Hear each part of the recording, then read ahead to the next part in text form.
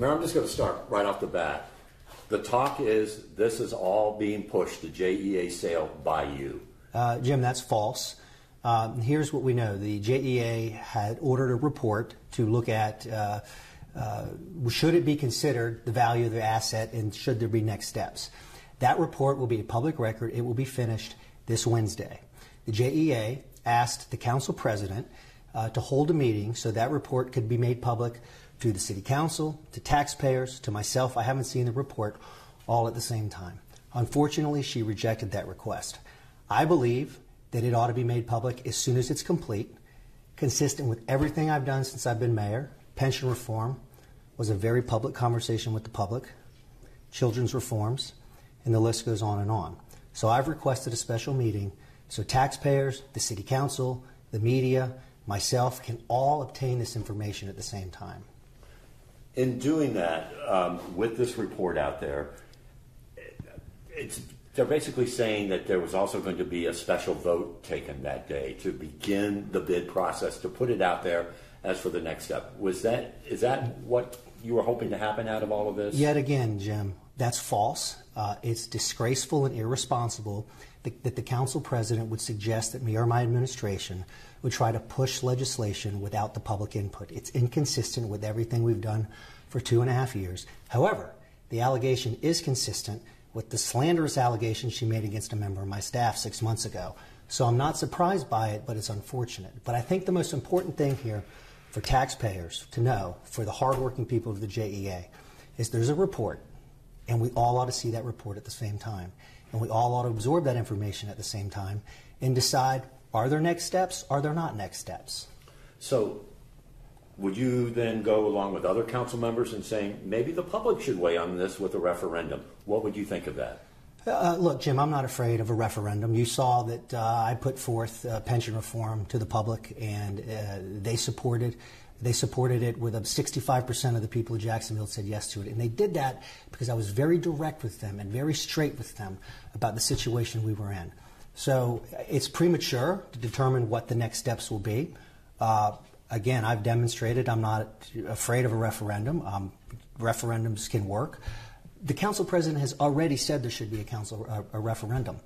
The question that I'd like her to answer now is she suggesting there be a referendum now to determine if they even evaluate a sale, or is she suggesting there be a referendum after there's a buyer, a prospective buyer, and some deal has been negotiated? I have not heard that input from her. And again, I will weigh in as we determine if there are even next steps that should be taken. And what she told me is that that's the concern about. She's saying this is just moving too quick. Everything's happening so fast that we just need to put the brakes on, wait for everything to come out, and then, because as she had mentioned, she thought the prospective buyers that bid was going to go out right away, that they would pass this as an emergency. But you're saying that's not the case. Jim, that is a ridiculous suggestion. That is an outrageous suggestion. I do want to let you know, too, I mean, of course, the rumors are coming in.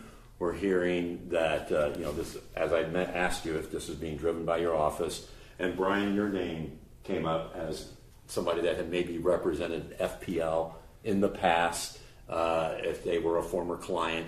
And all of these things are coming from all sides of City Hall here. I mean, is there, why think about this? Why do this now? What is the importance of this? And is somebody going to benefit from all Jim, of the this? only thing that's happened is the JEA has received a report on whether there's pluses or minuses or both into looking at the asset and what's the range of the value of the asset. That's all that's happened as directed by the JEA. So moving too fast, nothing else has happened. What you're hearing and what you're suggesting are people making things up. So the next logical step would be to take this report in a public forum in front of taxpayers, in front of the city council, in front of the media, in front of me and my administration, and hear and absorb that information, ask questions, and then determine, is there a next step? And if there is a next step, what would the next step be? But the idea or suggestion that there's a buyer, that there's been some secret deal negotiated, that is a disgraceful and irresponsible allegation. Very good. I guess this rift that's now going on between you and Brochet, and it's been going on for a while, but it seems to be growing. I mean, is this going to be detrimental to getting things done here in this Jim, city? I don't have a rift with anybody, and I think that the legislative success for the people of Jacksonville for 2.5 years speaks for itself. Certainly, the council president has opposed a number of the things that we've presented after we had 2 years of many unanimous votes. But that's her prerogative, and I respect her prerogative. There's no rift from my position. I'm going to continue to do my job every day, work hard for the people of Jacksonville, and keep getting things done.